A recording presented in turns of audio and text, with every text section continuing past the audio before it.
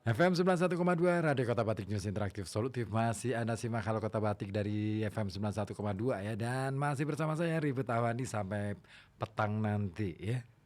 Ya, kalau kita sudah ngomongin soal personal branding, kira-kira orang zaman dulu gimana ya? Ada nggak ya hal-hal kayak gitu? Karena gini, ada banyak orang di masa lalu yang sebenarnya kece banget, keren banget secara personalnya. Seperti orang yang satu ini yang mau saya bawakan ke ruang dengar Anda. Iya, dia adalah anak orang kaya, tetapi ya yang namanya anak orang kaya ya biasanya kan hidupnya enak ya. Dan ini dia yang menarik dari dia.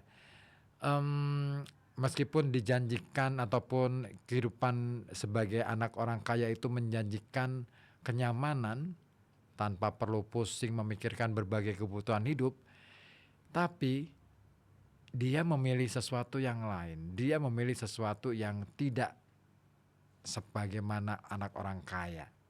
Apalagi dia ini putra dari orang terkaya di Indonesia pada waktu itu.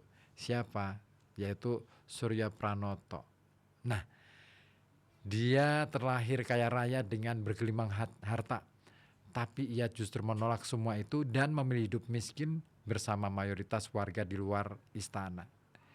Dan nama Surya Pranoto memang masih jarang didengar orang Indonesia, namanya kalah tenar dibanding dengan kakak kandungnya, yaitu Suwardi Suryaningrat atau yang lebih kita kenal dengan Ki Hajar Dewantara.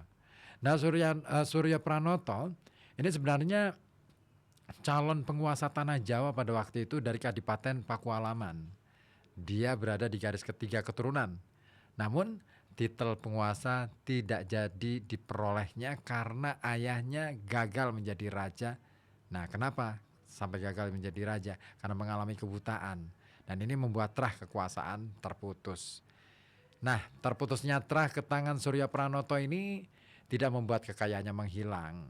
Dia dan sekeluarga ya tetap kaya raya sebagai bangsawan Jawa dan jadi salah satu orang terkaya di tanah air pada waktu itu. Hanya Surya Pranoto dan keluarga punya cara yang berbeda untuk menyikapi kekayaan yang mereka miliki.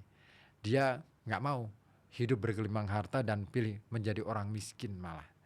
Nah, dalam autobiografi yang berjudul Raja Mogok Raden Mas Surya Pranoto yang terbit pada tahun 1983, diceritakan di sana bahwa sikap ini bermula dari kebiasaan sang ayah, yaitu Haryo Suryaningrat, selalu mengajarkan kepada semua anaknya untuk selalu menghormati sesama manusia.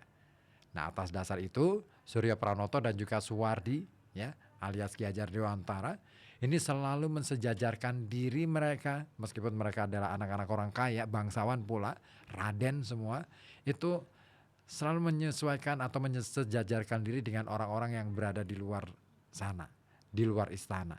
Nah, sejak kecil mereka tuh senang bergaul dengan anak-anak kampung, bahkan kadang-kala berkelahi. Kadang-kadang ya kalau misalkan kita ya kayak di kampung lah ya, biasanya main apa patok lele, bentek gitu ya, atau apalagi banyak lah.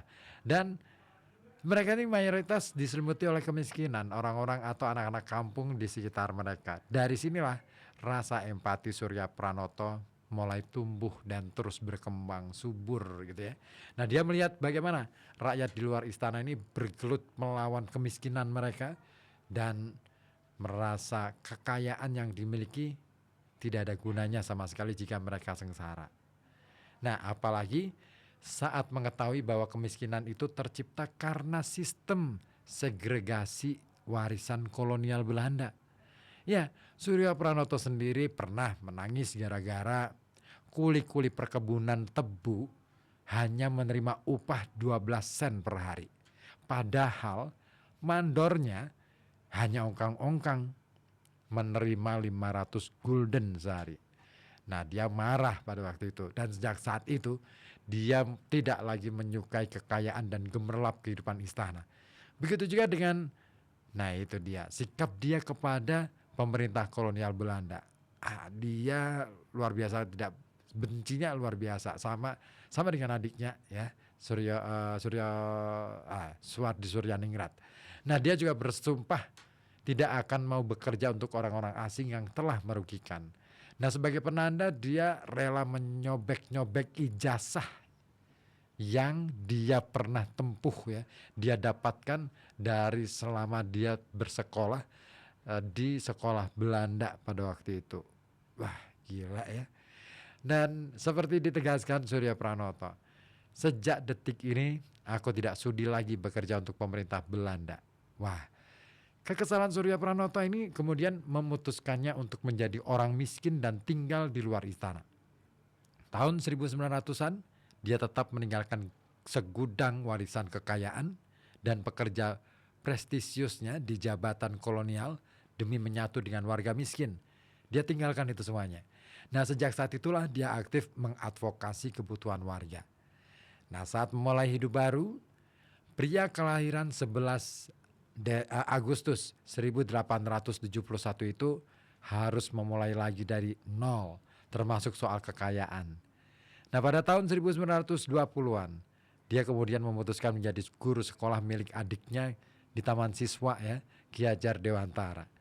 Nah, selama proses perjuangan, Surya Pranoto aktif dalam ranah pergerakan nasional untuk mewujudkan Indonesia merdeka.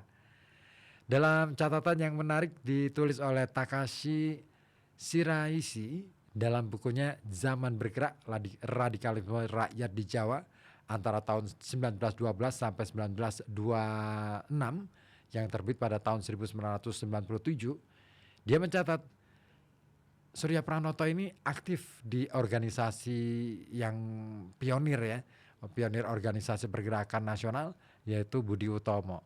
Nah, juga ikut aktif di Syarikat Islam. Nah, salah satu pergerakan paling penting yang dilakukannya adalah ketika memimpin gerakan buruh.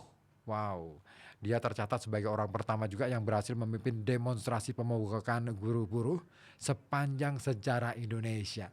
Dan keberhasilannya ini membuat pemerintah kolonial geram, dan atas dasar ini dia sering dijuluki Raja Mogok. Ya, rasa balas dendam Surya Pranoto kemudian terselesaikan ketika Indonesia merdeka pada tahun 1945. Nah, setelah merdeka, Surya Pranoto tidak menghilangkan idealismenya. Dia tetap hidup miskin bersama warga di luar istana sampai akhir hayat. Keren deh. Orang sekeren itu, kenapa sih kita lupa? Jangan dong ya. Oke deh, pokoknya respect buat Surya Pranoto. Speechless deh. Oke,